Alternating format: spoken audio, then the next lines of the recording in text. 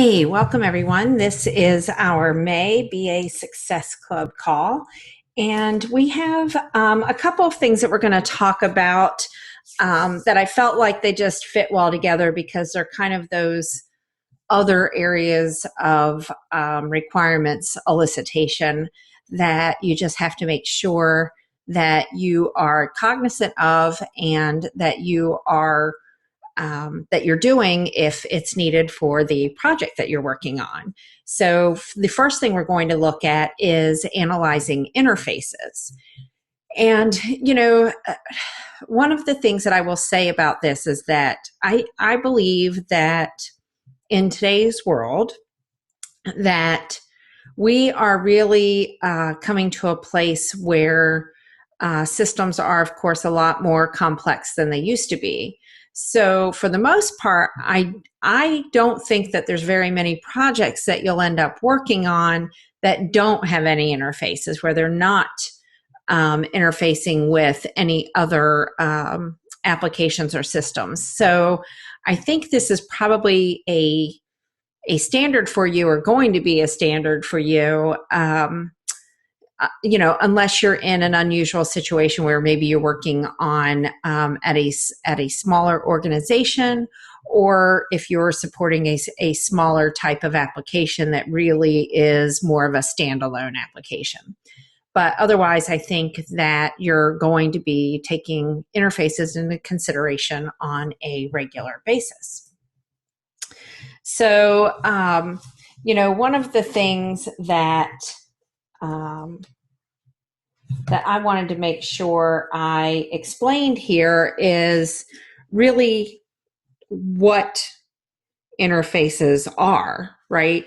So, and before I get into that, just a little bit about analyzing interfaces and what that involves. So it involves reviewing the system, people, and process linkages, right? Things that are linked together that are going to exist in the proposed business solution. So it's not so much focused on, analyzing what's there now, although sometimes you have to do that depending on what it is that you're doing. But what you really want to be focused on is what's going to be needed in the future. Are the interfaces that we're currently using still going to be used? Are there any additional ones? Are there any new things that we'll be linking to? So it's really that you really want to, for the most part, be focused on that, the proposed solution rather than what's there currently today, unless you have to do that in order to figure out the proposed. System interfaces define system interactions. Which systems provide input, which systems require output, and what medium is used for that input and output. Interface analysis can also describe what manual or automated processes the proposed business solution requires. Analyzing interfaces enables the creation of that list of inputs and outputs that other systems, processes, or people are going to use. So I want to give you an example of that. So I worked on a project once where we were actually what would be considered an interface was really not your typical what we think of in system or application interfaces. We actually had a interface that involved a file uploading process. So there was a process to do file transfer protocol, FTP, transfer of files, to upload basically spreadsheets with data so that data could get transferred to the database. So that is still an interface function that is happening, right? And it was something that we had to take into consideration and document the requirements around related to this particular database that we were building, so that we made sure that the data that was in those spreadsheets could in fact get uploaded to that database. So I just wanted to give you an example of an interface that's not kind of one of those things that comes to mind normally. Usually when we think of interfaces, we automatically think of systems that interact with each other, right? So for example, if you had if you sold stuff on a website, right? Then you would have an interface with a merchant account, just like my business and what you do in your payments for the BA Success Club, right? There's a card that's charged for that. And what that creates is a transaction that goes to my merchant provider, who is the one that actually processes that credit card transaction. The same thing happens when you purchase anything else online. When you're purchasing books from Amazon or whoever, there is a merchant provider that's processing that payment. So again, that is outside of whatever application you're currently using. And that data is being sent to them. They're doing some processing and they're returning data back, right? So that is, again, another example that's probably a little bit more of the kind of norm examples, right, that people are used to, or where you might send data between systems within an organization. So you could have data that is being sent between different HR systems, right, related to when a new person gets hired. And then there's some things related to their benefits and their sick time and things like that might need to get sent from one system to another system. That's another type of interface. So those are the kind of things that, we want to think about when we're talking about the interface analysis. So some of the types of interface analysis meetings that you can have are, a couple of examples are customer review meetings and developer review meetings. So the customer review meetings are more like those kind of formal requirement sessions where you identify those different links we talked about between the information, people, processes, and systems that are necessary in order to really provide that complete solution, right? So again, going to the payment example, then we know that we would need to have a link between, our system and the merchant provider system. The other meeting type that I mentioned is developer review meetings. So those are kind of early high-level meetings or meetings that come out of the early high-level requirements documentation and system models.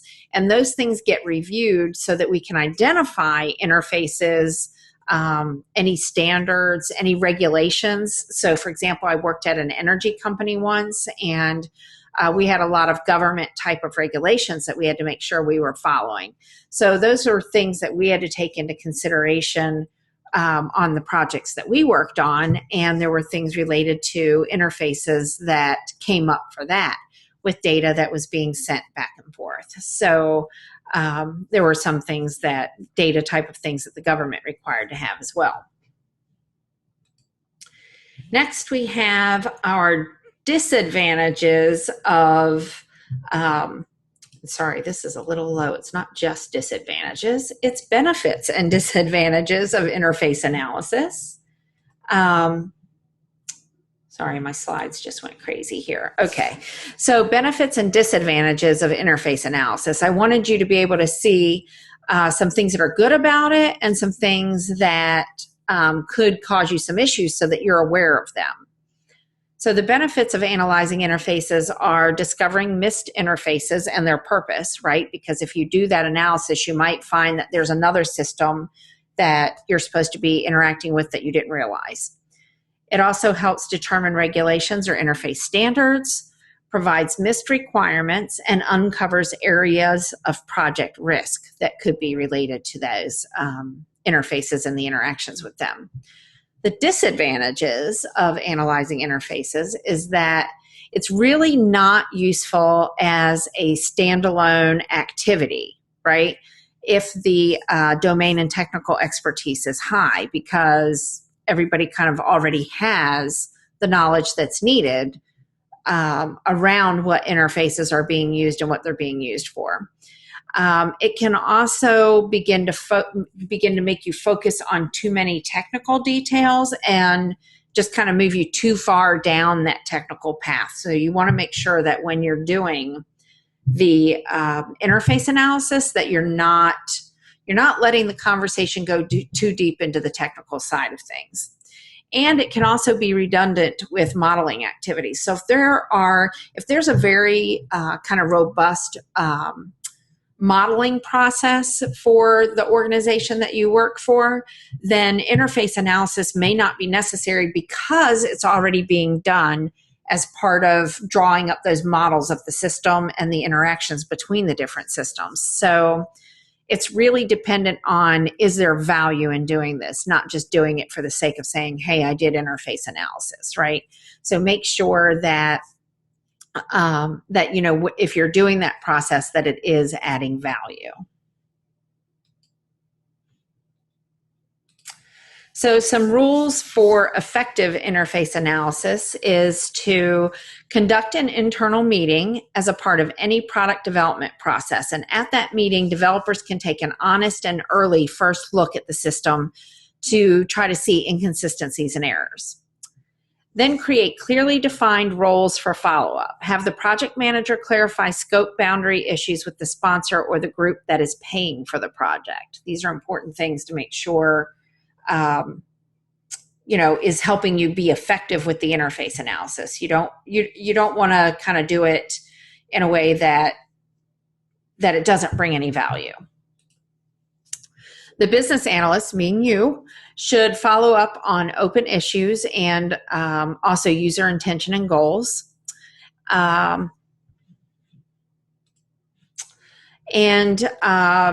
We should continue to update business requirement documents with information and assumptions about interfaces.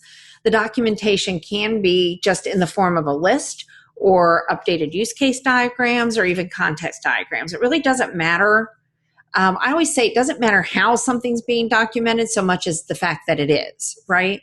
People get very hung up sometimes on that, so I need to document it this way, and I need to document it this way, and I need to create this, and I need to create that. And really, at the end of the day, you just need to get it documented in a way that everybody on the project team, including both the business and the technical side, can understand, right? And if that's a use case, great, it's a use case. If use cases don't make sense and a context diagram is all that's needed in order for everybody to understand what's going on, then do that, right? There's so many different types of documentation that can be done for a project that you just don't want to get too bogged down in, kind of an analysis paralysis kind of mode because you are focused on trying to make sure you're doing all of this documentation. You want to kind of take a step back and say, is that really needed for this? So that was just a little side note, not related to interface analysis. Let's see, next we have tailoring interface analysis. Interface analysis is necessary and valuable for any initiative size, and the BA should be able to scale activities to the project environment. So now let's see what that would look like.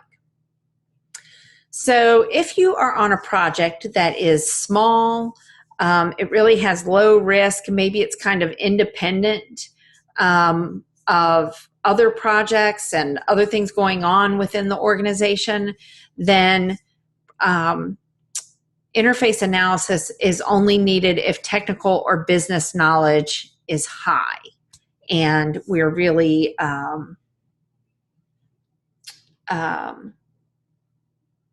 it's going to promote a good conversation, right? For medium or what you might consider moderate complex projects that have some risk, not a lot of risk, but some risk, then I would say that you always need interface analysis because you want to ensure a complete understanding of all business events that are taking place, right? Anytime your project starts becoming a little bit more complex, then you want to just make sure that you're not making any assumptions and that everything is getting covered.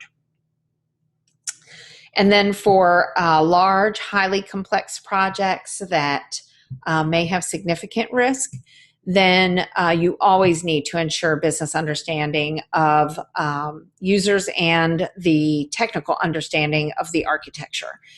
The other thing that I want to point out here is that you can have a combination of these things going on, which would say, hey, I need to do this. So you might have a small project, like it may be small in size, but it may be a high risk project, right? It might be something that is,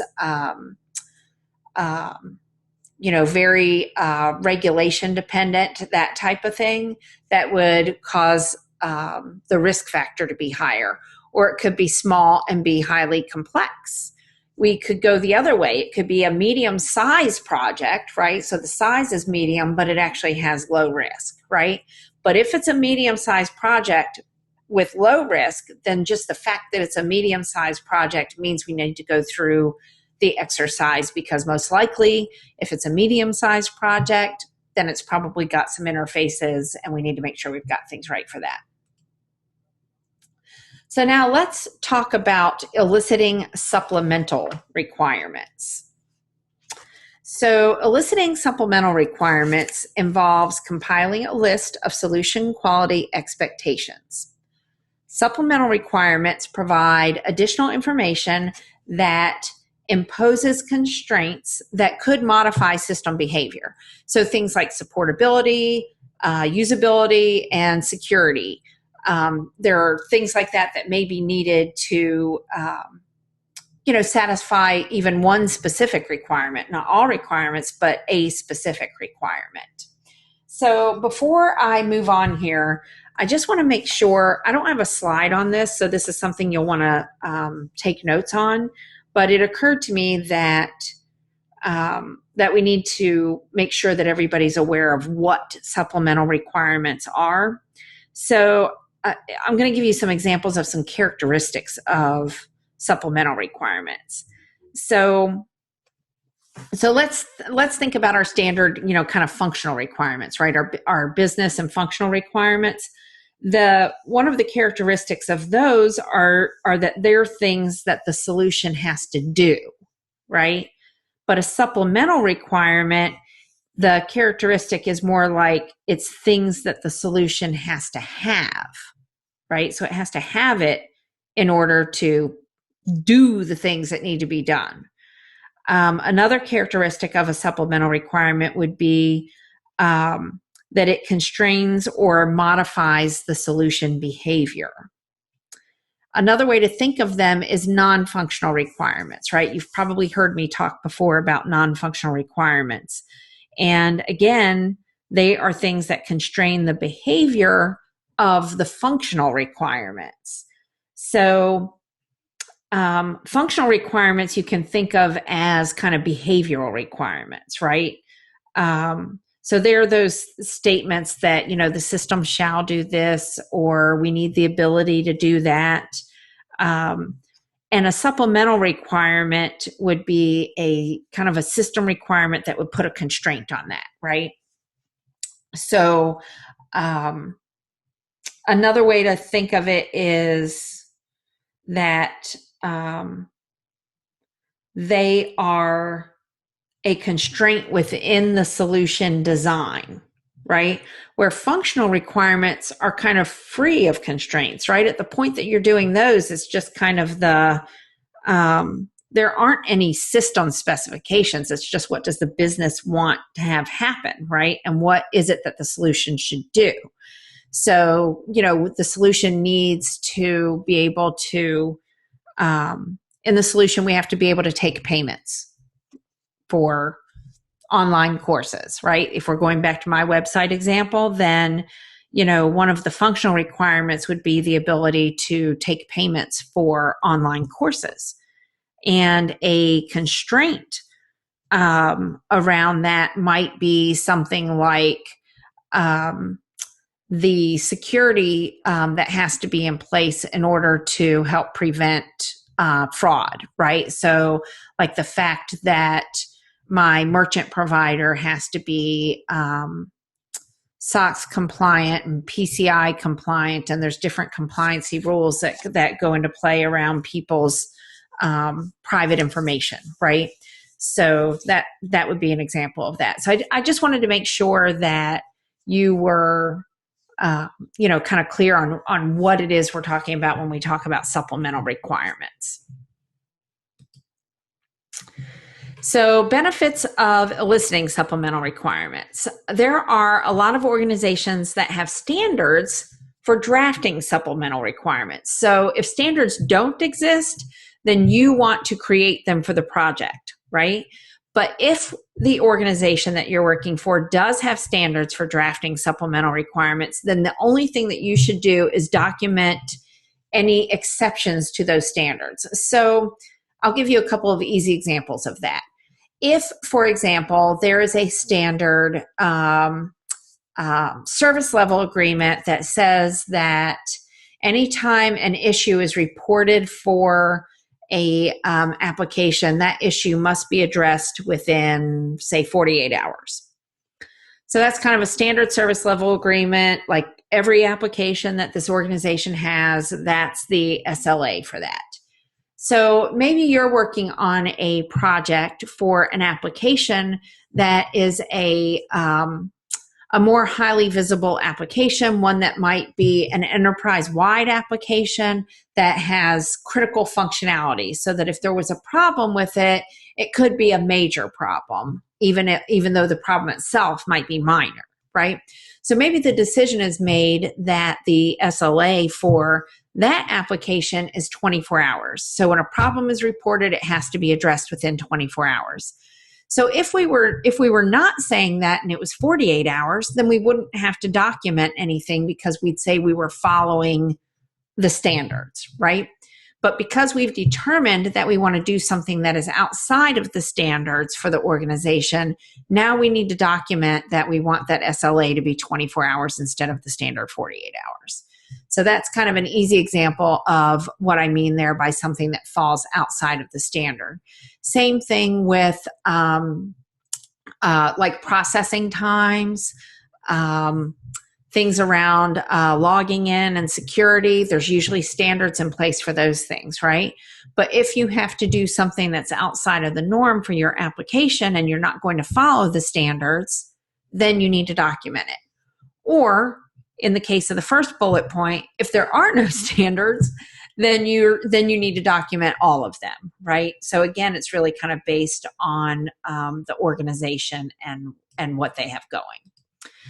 So we'll also look at the benefits and disadvantages around supplemental requirements elicitation. So benefits are things like uncovers business requirements, user requirements, and performance requirements that may have been missed.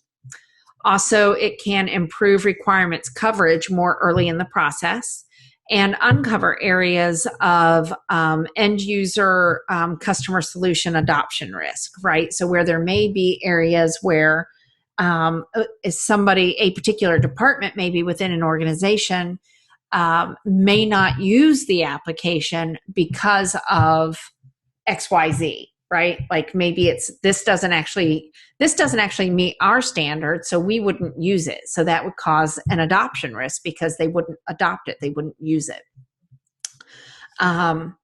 Disadvantages, I just have one.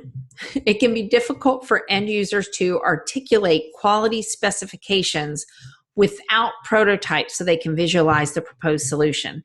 So there may be times where you're trying to get them to talk to you about these supplemental requirements, but they can't really figure it out and tell you what they need for it because they can't visualize what they're going to get, right? So it may be one of those things where you have to circle back around and look at the supplemental requirements again after there's been some visual design work to kind of help people see here's what it's going to look like. And then they can